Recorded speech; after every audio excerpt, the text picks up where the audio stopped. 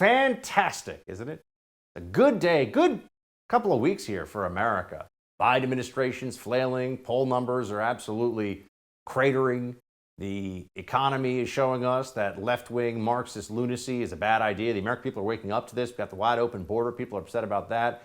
And also, Joe Biden and the Democrats are about to lose the control of one of their favorite toys in the social media space, Twitter.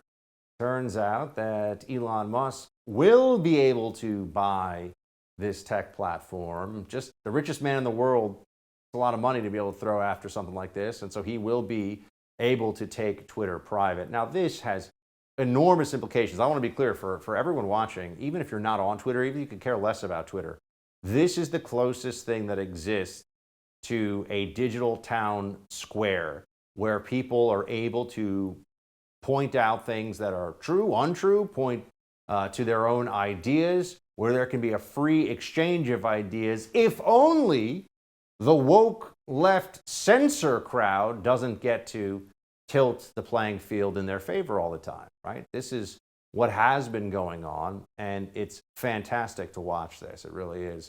Elon now buying Twitter and changing around the rules of the past. So it looks like we might be able to finally say things like mask mandates don't work, because they don't, and because Twitter shut down people like me for months on end for speaking the truth, because the libs at Twitter didn't like it, didn't want people to be able to share ideas that were not part of their phony baloney consensus of Fauci and other idiots like that. Also, on election fraud, we're going to be speaking to Dinesh D'Souza later on this program about what he believes he has found when it comes to election fraud. He's got a whole movie about it. Not even allowed to discuss this on Twitter. They will kick you off Twitter for saying you think the election's stolen. And that's after 4 years of us being told that Russia stole the election for Trump. No one was kicked off of Twitter for that. It's a rigged game, a rigged system. But maybe Elon is going to put a stop to that. Possibly. We have to see what he does, but it's looking good when it comes to free speech online. In Elon we trust. There's a number of victories, though, on this front, on the truth and holding the left to account. Governor Ron DeSantis has not backed down an inch after the Disney Corporation, which is trying to back the indoctrination of small children in schools into gender identity, whatever that means in its different forms.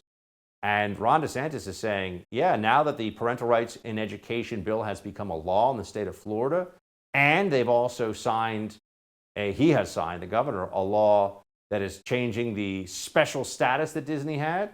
He's like, that's right. That's how we're going to do things now. We fight fire with fire. Watch this. You're a corporation based in Burbank, California, and you're going to marshal your economic might to attack the parents of my state?